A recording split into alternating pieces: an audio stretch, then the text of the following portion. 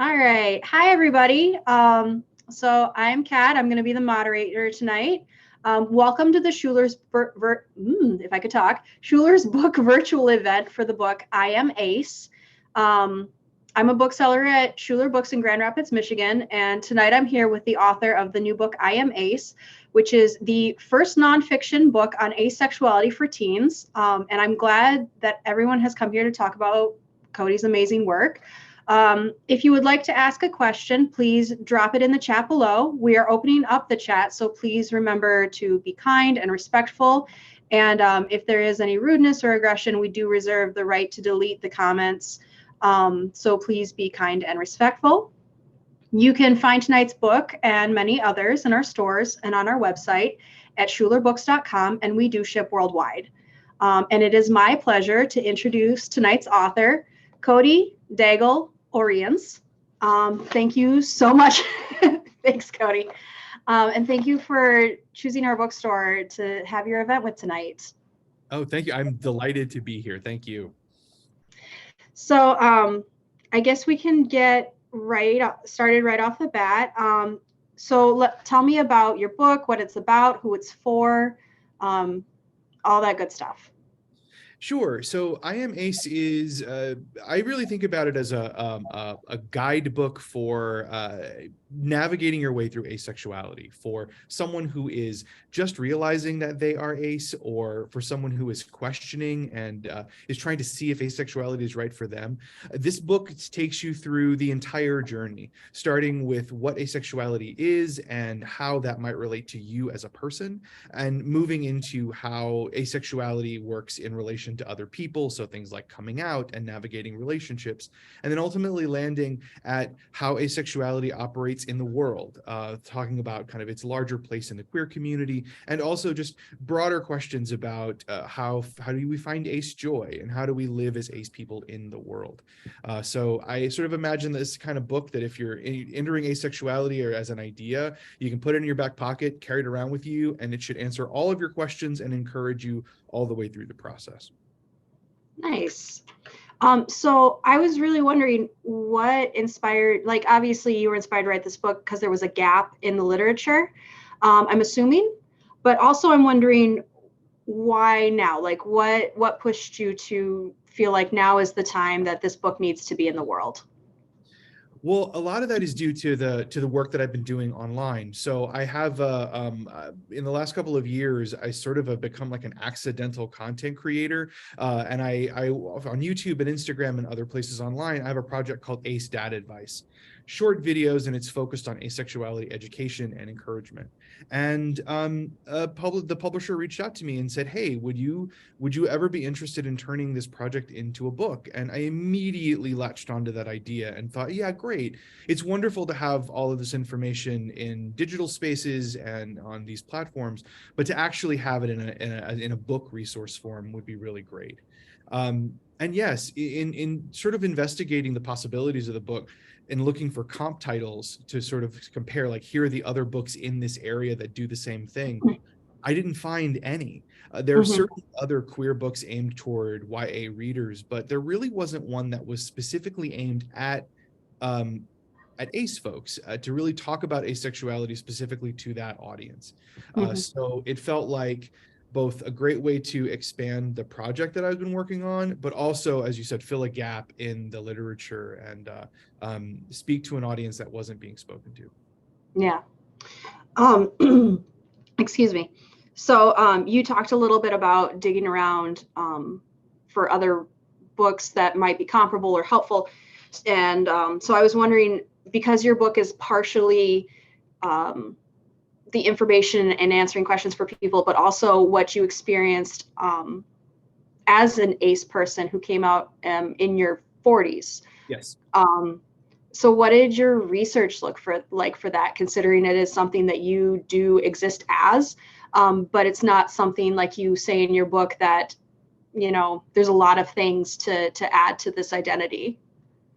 Yeah, so part of it was, so I didn't come out as ace until I was 42. So I have like several years of my own process of understanding how I relate to asexuality and how it defines me. So most of the research in the book has really like been the last 5 years of my life, kind of pulling from all the resources that did exist to help me understand who I was. And also, I've been out as a queer person for a really long time, so a lot of the encouragement part and the side that sort of works as that queer mentorship side of the book has really just been my like tapping into my lived experience as someone who relied on queer mentors and the way that queer mentors help you navigate the community, and also then like my role as I have gotten older and turned into sort of like, Ace of Santa, and and then bring that to the book as well. Yeah. So, with you being Ask Ace Dad on TikTok, what has that looked like for you? I did look at some of your videos, and they're very like lovely and encouraging and informative and great for like somebody like me to learn about, but also for everybody to learn about. So, what does that look like in your day-to-day life, being this content creator for a really misunderstood gender or sexuality identity? It's been a very unexpected journey to be on. I mean, I certainly did not expect that I'd be on YouTube in my mid 40s. Like that's wild.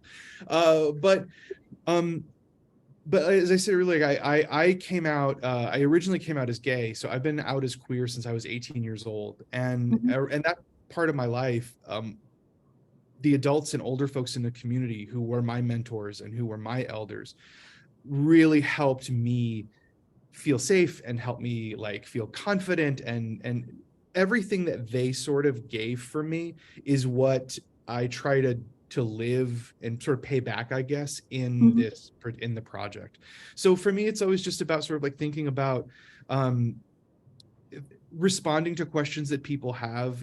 Like I that's a large part of it, is just answering questions that get sent to Mhm. me, but also thinking about, what are the when I'm having a tough day, what are the encouraging things that I need someone to say to me, Mhm. and finding a way to turn that into a video or some sort of piece that then I can send out into to the world and provide that help to myself but also to others. Yeah, I love it. I do think it's really wonderful to have somebody like you who is a kind resource, but also a knowledgeable resource. Especially with the internet kind of like being what it is and TikTok being what it is. There's a lot of videos that come at you very, very quickly.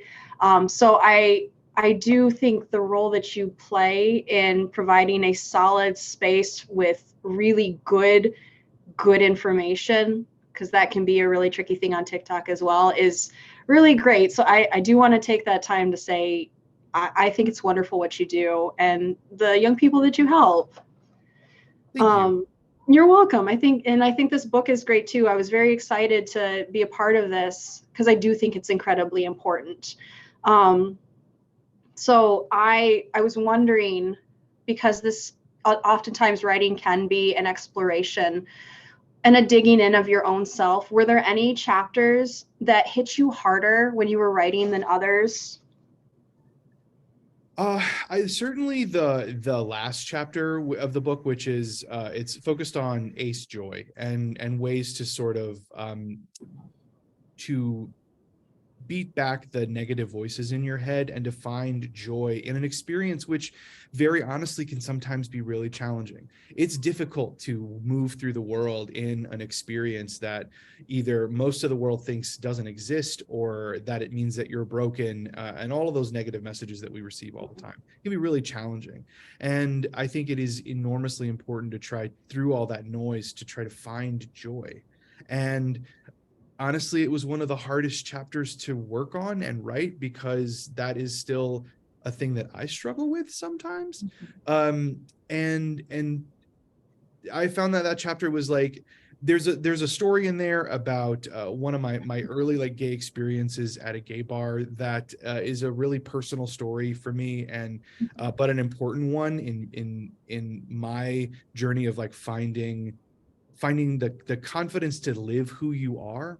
It was great to share that there, but that certainly is one that when I read it, I still like Ace Dad speaks to me in that chapter, and like it's a nice thing. Yeah. So within the community, the LGBTQIA plus community, how do you think, like in your personal experience and what you've witnessed and seen, how is asexuality accepted with or interacting with other members of the community? And is there anything that you would like to share with people within the community, either helpful advice or just ways that you can help other asexual people? Yeah, well, I mean, I think in the community, it's still very misunderstood. So I'm primarily move as an ace person through the gay male community, and I interact with people all the time who are very confused, and I can sort of like see their brains start to like really contort and twist, trying to figure out what it means for me being an asexual person.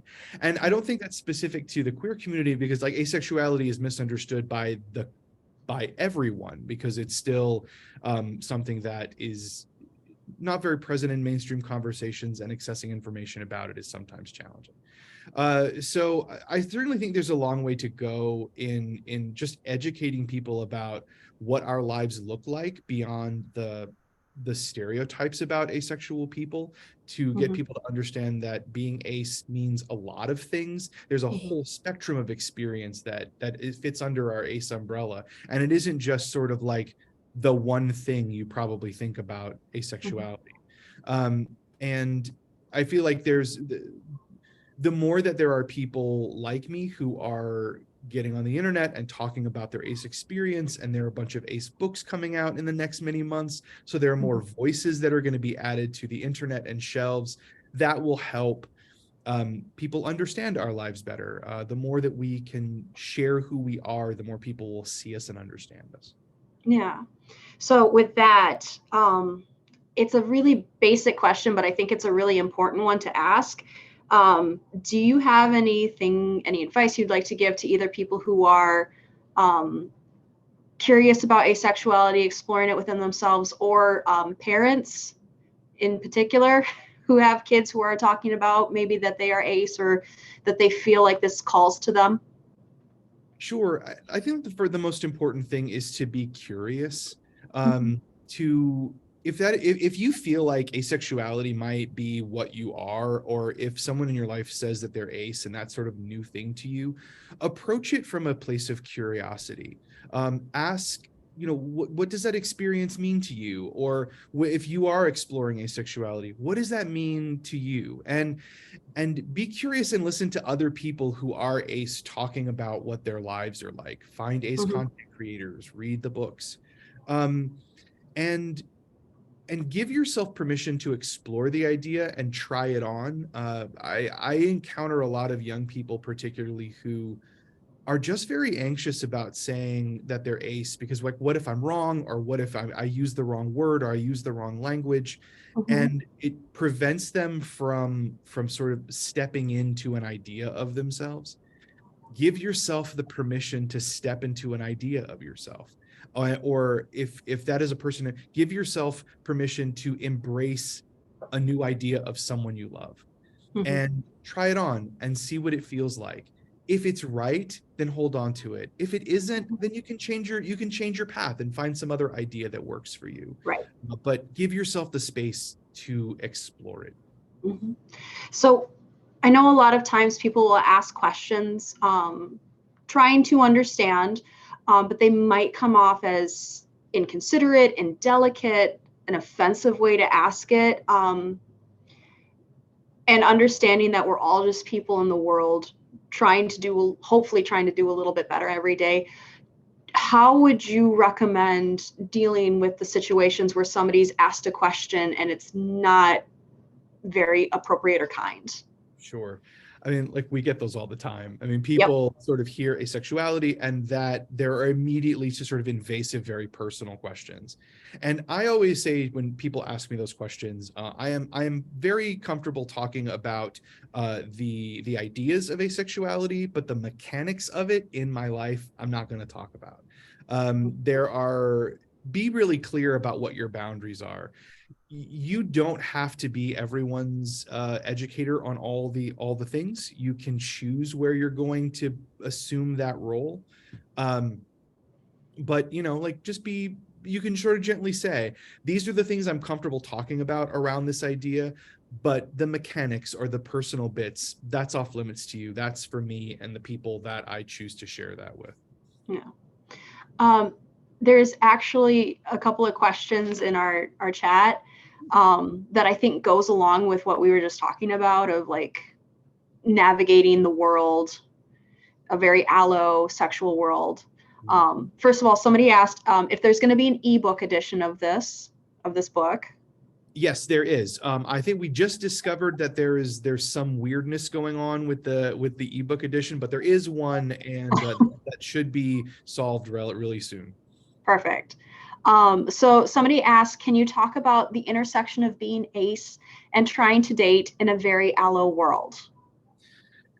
Yeah, so that's like, and so I talk about it in the book, but I am also polyamorous. So I have two romantic partners and they are both allo. So yeah, like it's tough. It's a challenge. The first thing I always like to just be very clear that if you're going to enter into this world, you're going to hear a lot of messages that are negative. You're going to hear a lot of things that say that how you are and what you want are not right. Realize that those are just normative messages, and that's not the truth. You have every right to ask for what you want, and you have every right to be who you are in relationship to other people. Yeah. And move into relationships just from a place of non-apology. I think so often ace people, and whenever they are sort of pursuing relationships with allo folks, feel like we need to apologize for it. We have to sort of say like, I'm sorry I'm ace, and I know this is going to be really hard, and sorry that you have to deal with this. We have nothing to apologize for. Being ace is part of what makes us who we are.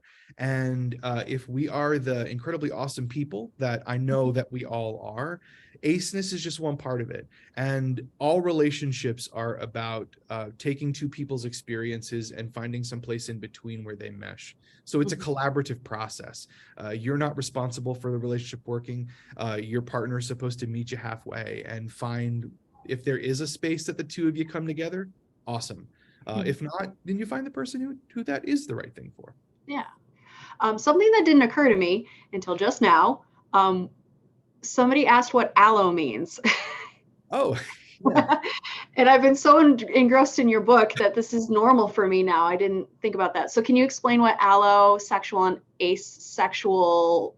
I mean, I know that's what the whole thing is about, but I think we need to maybe define that. Yeah, sure. So the definition of asexuality is it describes people who do not or rarely experience sexual attraction.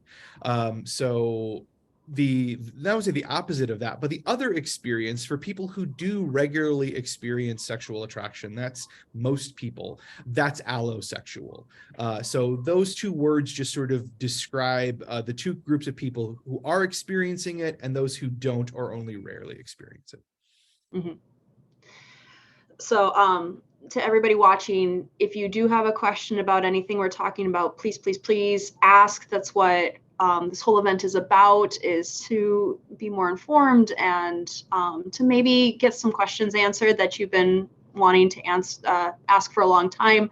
I will not mention names, so this is totally anonymous. So feel free to ask whatever you would like. With that, there's something that I was thinking about while I was reading your book. And it goes back to the idea of community and support. And I'm sure when you explore who you are in a new light that, as you said, is misunderstood and underrepresented, how do you form those webs of support, especially for people who maybe don't get the understanding from their family that they deserve? what would you say to people who are trying to find their people or their place? For the ACE community, the online space is an incredibly important one. The digital community that exists for ACE folks is enormously important and supportive in ways that a lot of us need. For many of us, we don't really run into other ACE people in real life. I have a couple of ACE friends, but not many that I actually see on any kind of regular basis. So exploring the ACE community online in the various digital spaces, the ACE community on TikTok, on Instagram, and all the others, those places, you can find other people who are looking for the same kind of community and are providing it, that people who are encouraging and understanding and know what you're going through. And those online communities can be very helpful when you're navigating less friendly in-person ones, until those in-person communities make themselves visible for you, or you find those supportive friendship groups that that embrace and love you for who you are. Yeah. And representation is really important, seeing yourself. So somebody asked, could you recommend some fiction books, either YA or adult, that feature ACE characters? Yeah, so a couple of books that I really like. Loveless by Alice Oseman is a fantastic book, and that's Arrow Ace Rep, which is awesome. A romantic and asexual representation, which is great. There's also a really terrific book by TJ Klune called How to Be a Normal Person, which I like a lot. It's one of the few books that I've encountered that has male ACE characters in the lead. It's also really funny and very charming. And Let's Talk About Love by Claire Kahn is another wonderful book that has ACE Rep, but also a BiPOC ACE Rep in it. Nice. So somebody would like to know, how has your experience being polyam been affected by your aceness? And do you have any advice for people who exist in both communities? Yeah, I mean, yes, my aceness sort of impacts every little part of relationship stuff, because it's like how I'm relating to other people. The most prevalent way that it sort of shows up is that we all have to be really good communicators around intimacy. We have to be very thoughtful about how we communicate what we are comfortable with, what we are not comfortable with, what we want and what we don't want. People are not always super great at that. So in our lives, we have to be really good at it. Struggle sometimes, but really that has been that's helped our communication in general. And because we have to be so good about attending to multiple people's needs, and the way I exist is very different from my partner's, communication becomes enormously important. So jumping off of that has got to be sometimes very not tiresome, but you can get exhausted doing that. How do you cope with, or maybe do you have some advice for people who are trying to communicate and navigate these relationships in a healthy way, and then you just get tired sometimes? I mean, I'm like a major introvert, so like my coping mechanism is usually like hiding someplace with a book. Like that's I don't know if that's going to work for everybody. But it's sort of like connected, but making sure that in your relationships you have made space for that exact experience. You have to make sure that your partners and that you feel empowered to say, you know what, this is really stressful for me right now. I'm a little exhausted by having these conversations, and I need some space away from these decisions and these conversations. And then I get that. If it is overwhelming, I get the space that I need. Communicating what you need and want is important in every kind of relationship, but I certainly feel as for ACE folks, it's especially important for us because people don't read our minds very well. Right. And so it sounds like it's a lot of knowing you, like knowing who you are, both as an asexual person, but also like, how do you recharge, and what makes you feel refreshed and alive, and really getting to a deeper understanding of yourself. Yeah, and I think it really goes back to moving through the world in a non-apologetic way. Um, Mhm. knowing that what you want is a valid thing to want, and knowing that what you need you can ask for, and feeling empowered to do that just makes things so much easier. You don't run into those where you don't end up running into situations where you're pressured or feeling Mhm. obligated. um, Non-apology is a great position to move from. Yeah. I needed to hear that. Thank you. I think a lot of people needed to hear that. I need to hear it a lot too. So somebody was wondering, in your book, you say you're not aromantic, but I would love to hear any advice or resources that you may have for those for those of us questioning aromanticism. Is there an arrow dad advice? LOL. There isn't.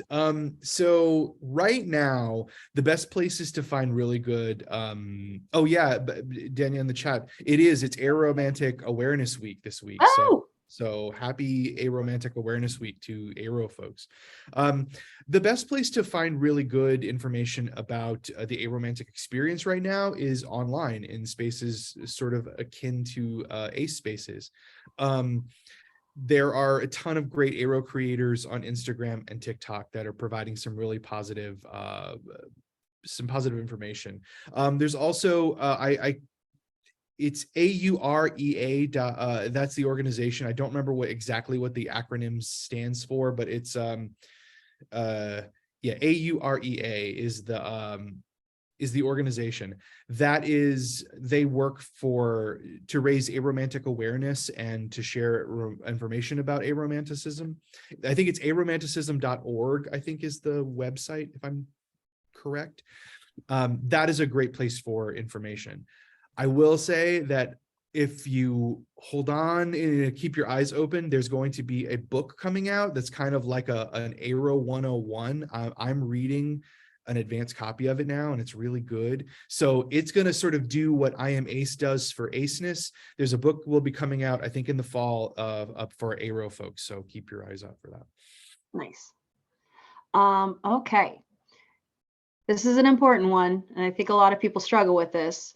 Do you have any tips on how to navigate coming out as ace for those of us who are middle-aged, so our families and longtime friends have known us for decades, for example, as straight?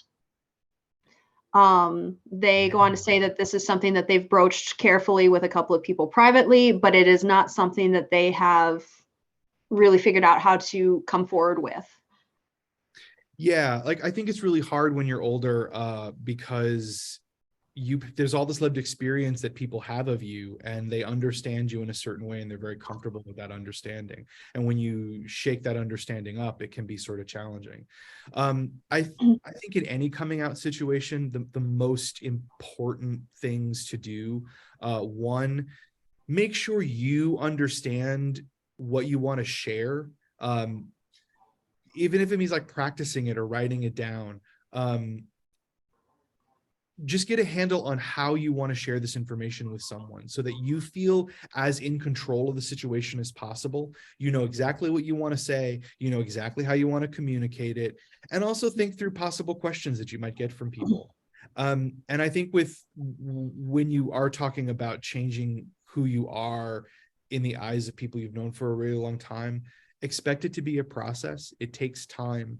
I know for me, certainly with the people closest to me, it took a while for them to get accustomed to this new version of me. But most of the time, when you're living your most authentic self, they will see that new version is also a lot happier and a lot more present in the world. And so that process shouldn't be too long. They'll come around quickly. Yeah.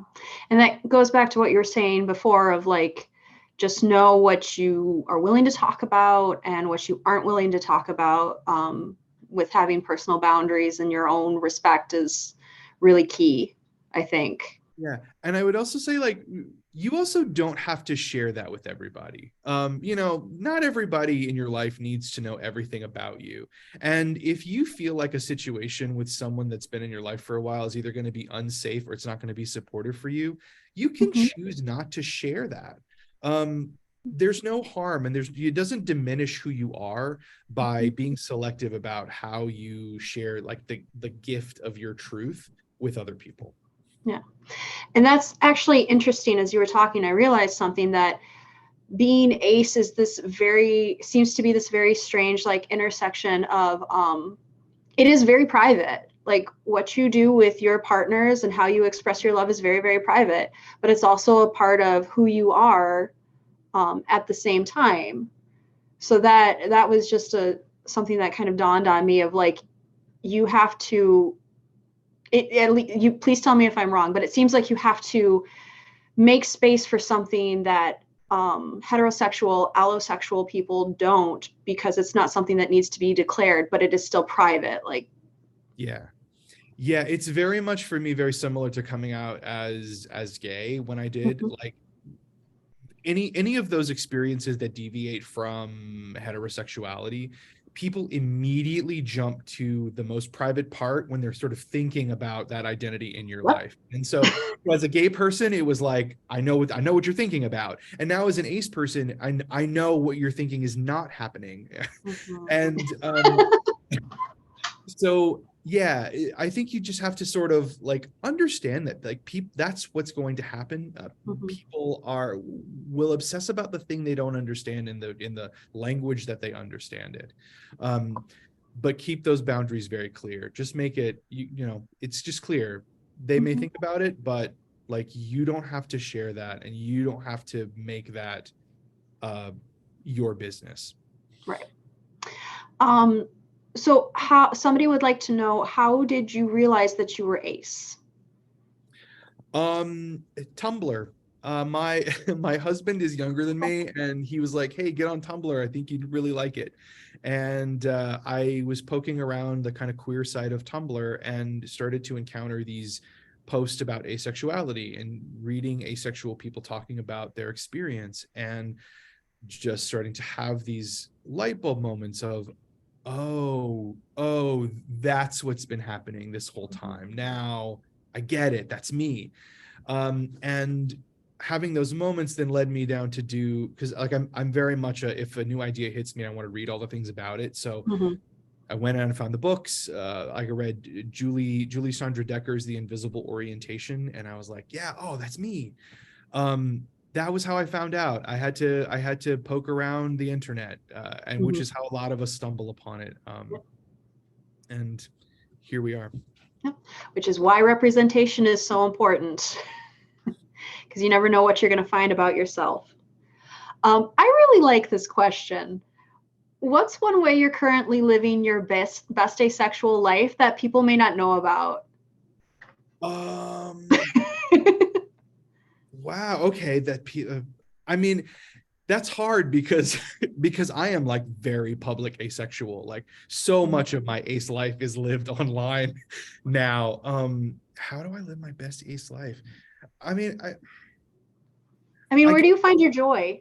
where am I? I mean, for the joy for me is not feeling broken. That's like Mm, the biggest thing. I mean, I feel like in the last several years, I've gotten to meet myself in a way that I have never in my entire 46 years of living. Like this person who is here on the Zoom with you, who gets on the internet every day, knows himself and respects himself in a way that I never did before. And I feel more confident in myself, and I feel more settled in my body and in who I am.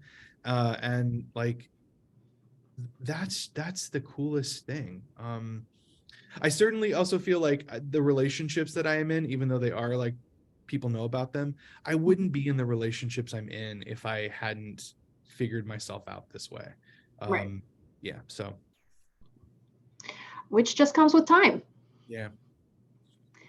Um, so this is a little aside from the book, but how do you recommend one juggle between allowing and accepting wrong pronouns and wrong name because of the newness of it, or because of how long this person has known you, and when to know it's been long enough and it's time to be less lenient? So that is something that you figure out for yourself. You know, like I think it's important to know to know where your lines are, and you're the one who gets to decide that. Other people don't get to say, oh well, you should give people more grace, or no, you should, don't listen to other people, listen to yourself and what you need. If someone is using the wrong pronouns, or using the wrong name, or misgendering you, or disrespecting any identity label that you use, if there is a space where you can give them grace for education and have them learn, great. But if you can't, then you can set that boundary, and like then that's the moment. Mhm. I I encounter this so much with people. People feel very afraid to just own what they want and Mhm. ask for what they want from other people. You can. If someone is making you feel not great, and if someone is making you feel diminished, it's okay for you to just put your foot down and say, Mhm. this is how I really need for you to treat me, and establish that boundary. Um, yeah, it's enough time when it's enough time. Yeah. And so, what works for me, so I am heterosexual, allosexual, or nope, not heterosexual, excuse me. I am cisgender. um, so when I started working with my non-binary coworkers, for people who had like a little tip of what helped me get pronouns correct faster, is if you misgender them, say their name and then say three things about what you like about them with their correct pronouns.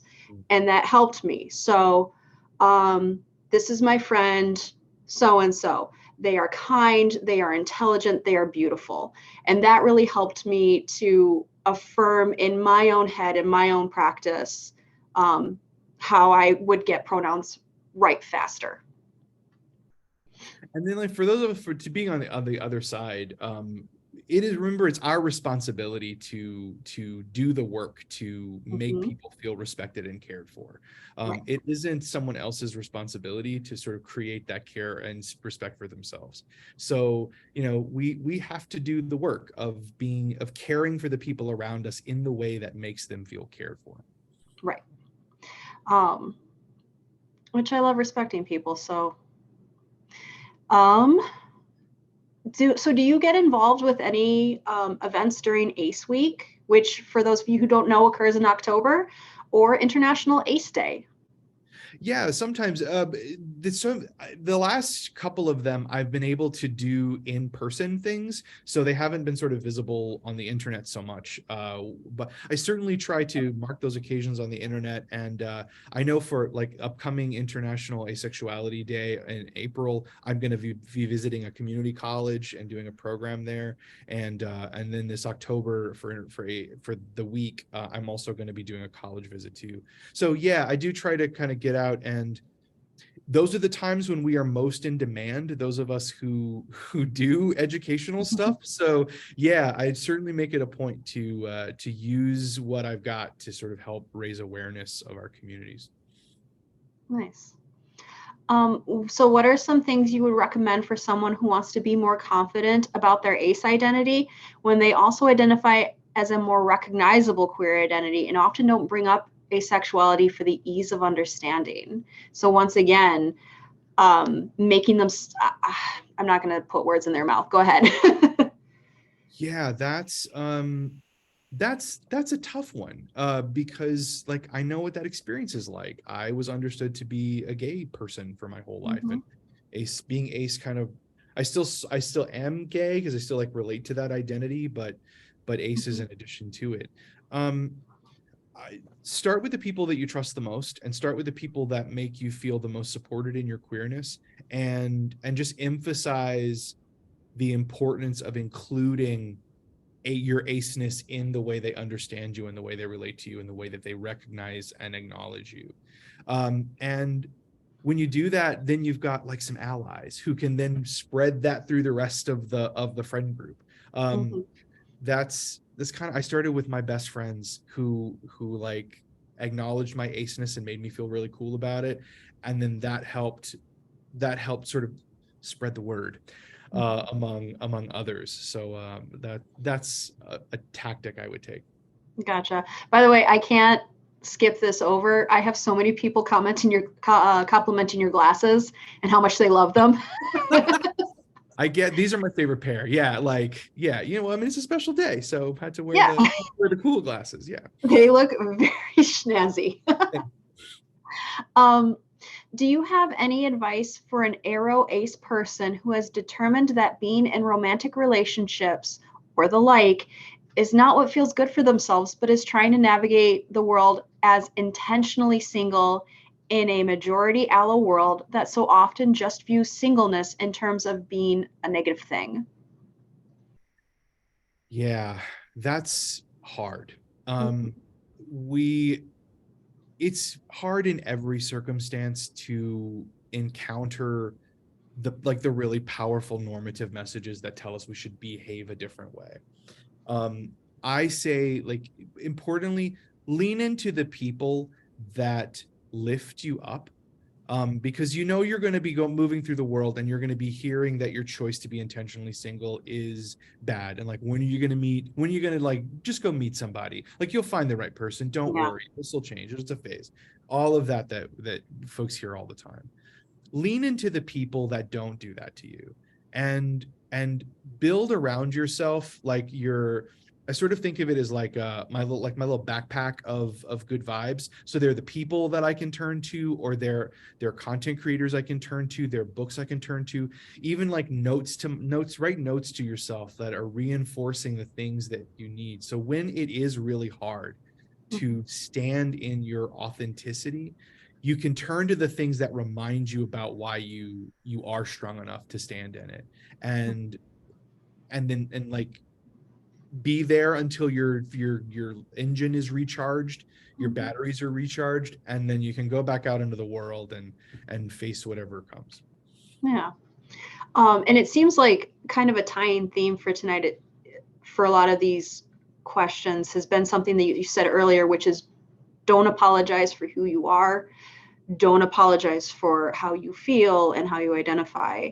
And if everybody here only takes away one thing, I hope it's that, to just unapologetically accept and love who you are, and don't let those, like you said, normative questions take you out of that.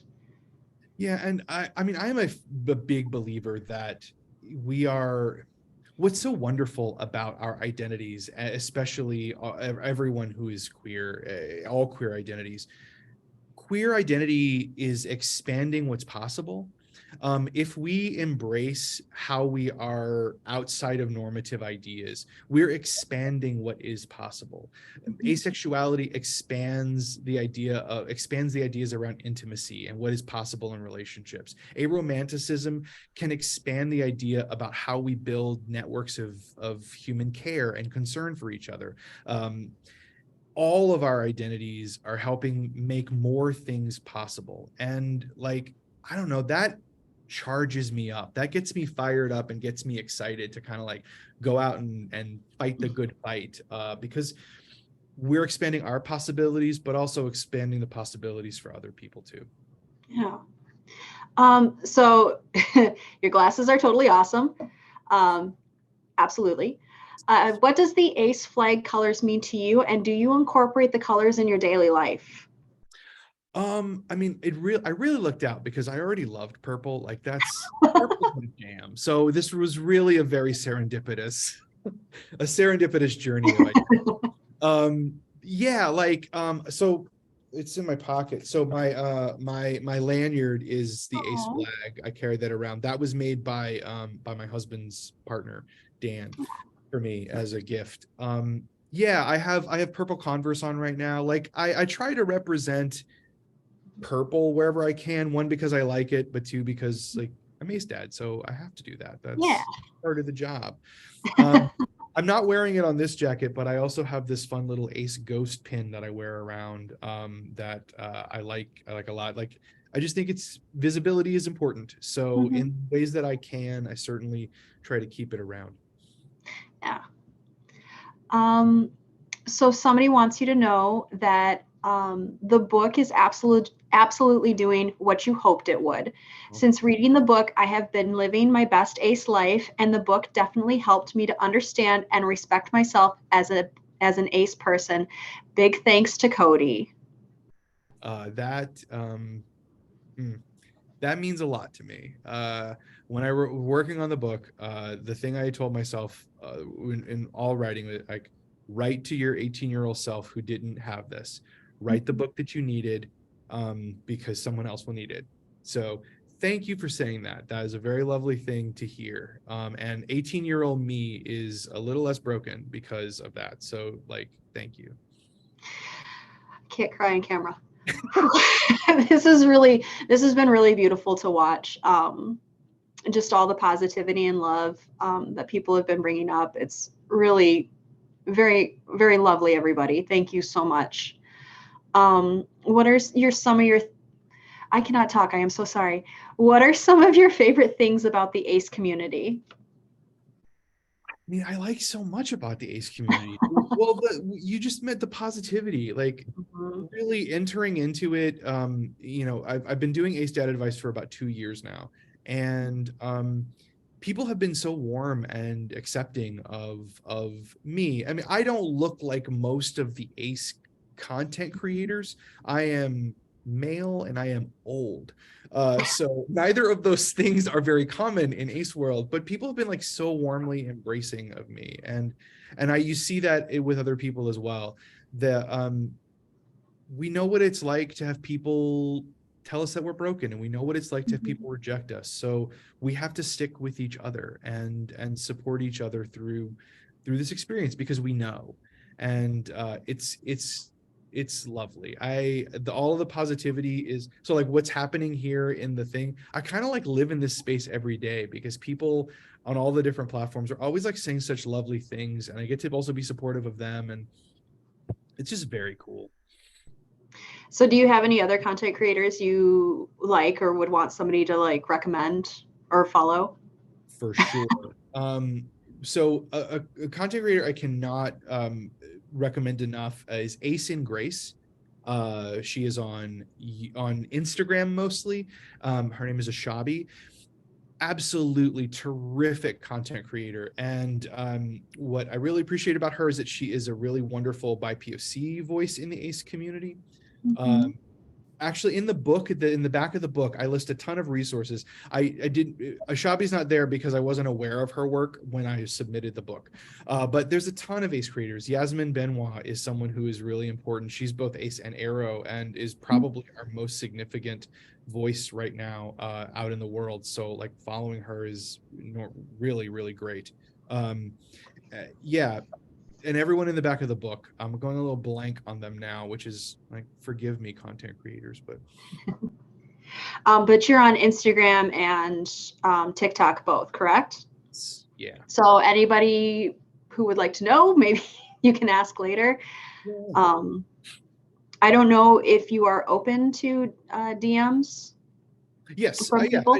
As when I'm able to, I try to as best I can. So life gets busy sometimes, but for the most part, yes. So with all of this kind of coming together, the time that you took to write it and the energy that you put into it, how does it feel to have your book published and out in the world and ordered and read? It's the coolest thing. So I've been a writer all my life, but most of my life I've been a playwright, which is a sort of very different beast entirely. The plays happen and then they disappear, and that's kind of it. This has been wild. We found the book in a bookstore. Like, I actually saw it on a shelf, and that was, people do, authors knew this secret about how wonderful that is. Yeah, it's been really, really lovely. People have been very kind about the book and have said very nice things, and I always feel like it's a great compliment when people share their stories with me because of something that I made in the world, and that's happened a lot. And that feels like the highest compliment that there is, like vulnerability in exchange for your vulnerability. Yeah. And it's just been the neatest experience. I'm so excited to, like, wander into every bookstore I find just to see if it's there. Did you find it at the loft? I know they didn't get it yet, so I have to, it should be there the next time I go. So, Okay. or if not, I'm talking to management. I'm Right. Like, here all the time. I'm down the street. So somebody wants to know if you have any good dad jokes about asexuality. No, not really. Like my dad joke game is like I'm gonna put on the spot, and so like nothing's gonna come to me. Sure. So I will think about it, and like follow me on Instagram, and I'll find a good actual ace dad joke. Okay. Somebody says, "Hi, Ace. I'm Dad." It's good. I'll take it. If let's see. I've loved talking to you. This has been so much fun. We do have we do have a little bit more time left if anybody has any questions. Other than that, you're just going to listen to me talk about how awesome Cody is, and how awesome his book is, and how wonderful this has been. Oh no, come on. No, I'm kidding.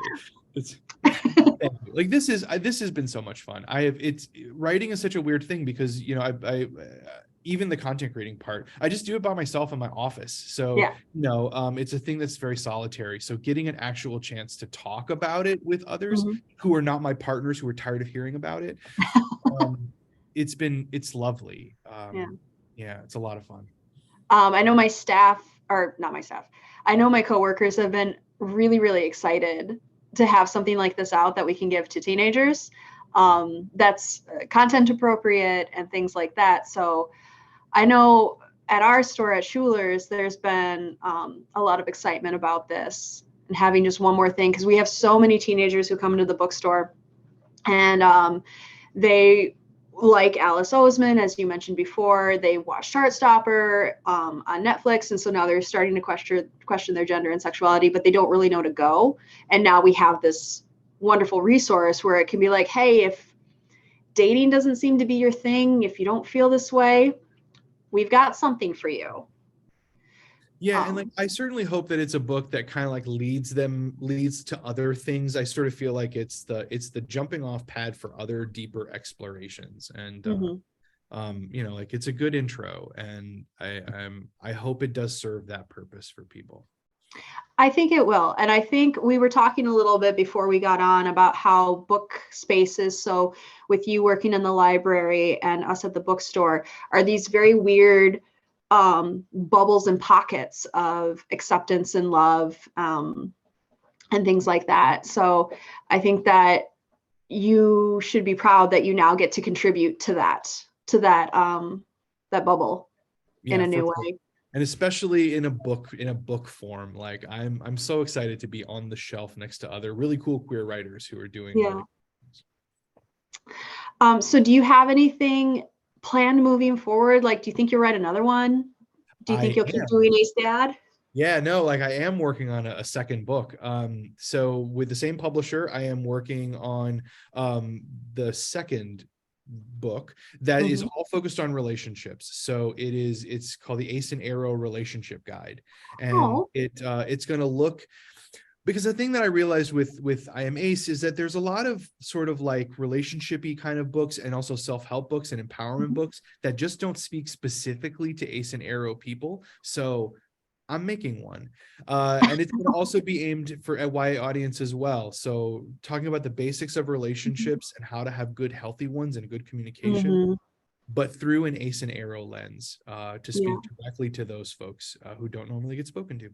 Yeah. I can't remember if it was Toni Morrison, or Maya Angelou, but it was the quote of, if there's not the book that you want to read in the world, write it. And I feel like you just did that. Like, you've obviously just done that twice. Getting to do, which is very cool. And it's very cool that they're allowing me to. Like thanks, Jessica King. Thank you. If nobody has any other questions, wait a little second. I think there's one maybe on the way. Okay, I can wait a second. And somebody confirmed it's Toni Morrison. Thank you. I could not remember, but I love that quote.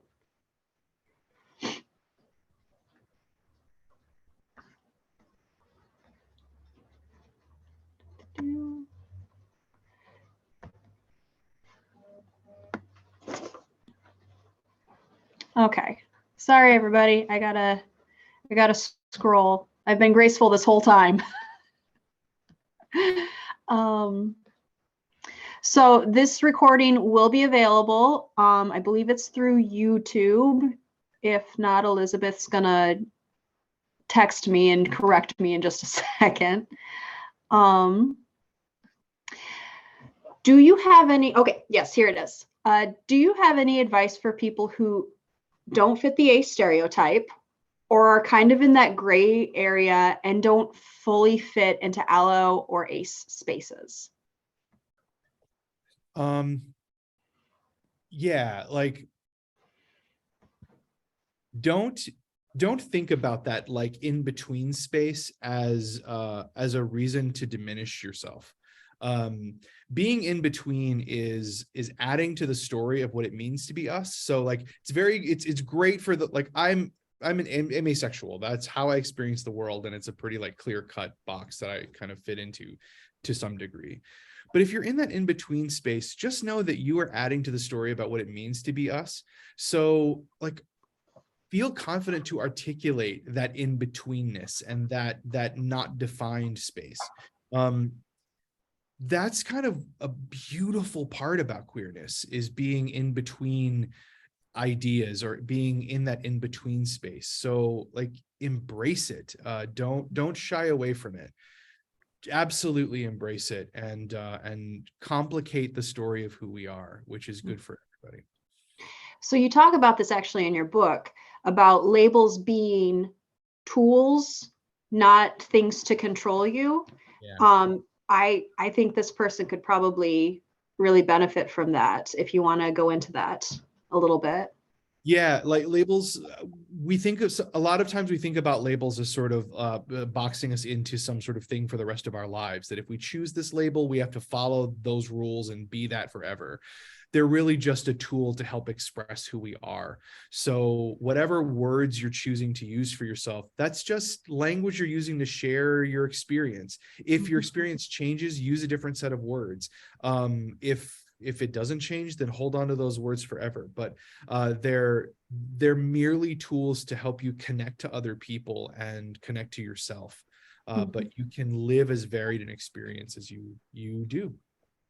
And I loved how you said that labels are just meant to give you the words to express yourself. I loved that. I loved reading that and having just so many things click into place in my head and how much sense it made, that these labels are not, like you said, to box people in. It's so that somebody can more accurately and fully communicate who they are. And I thought that was so wonderful. It was maybe my biggest takeaway. Good. And also what I find beautiful about that too is that it then allows you to find others who feel the same way you do. And it becomes a tool for community building. When you understand yourself more fully, you can then connect to others who share that and build a network of that human network of shared experience that's so valuable to all of us. And labels help us down that road. Yeah. Cody, thank you so much. This has been absolutely astounding. I am so happy you chose our bookstore. I am so happy I got to talk to you, and I'm so happy I got to read your book and learn a little bit more about the people in the world, and so I can be a better person and help others along their journey. What you're doing, like I said, is wonderful and amazing, so thank you. If people want to keep following you, keep in touch with you, keep up with you, where are some ways that they can see what you're up to? Sure. So on any of the major platforms, TikTok, Twitter, Instagram, YouTube, I am at Ace Dad Advice. And you can find me on my website, which is acedadadvice.com. So if you search Ace Dad Advice, you'll find me. So thank you, everybody. Thank you for your questions and for being here. You are wonderful and not broken, whatever form you may take and however you may fit into this world. once again, Cody's book is available at schulerbooks.com. You are more than welcome to order from us and support another up-and-coming author. So Cody, thank you so much. Thank you. And support independent bookstores. Get your book from an independent bookstore. Please They're and the thank best. you. All right, have a good night. Bye-bye. Bye.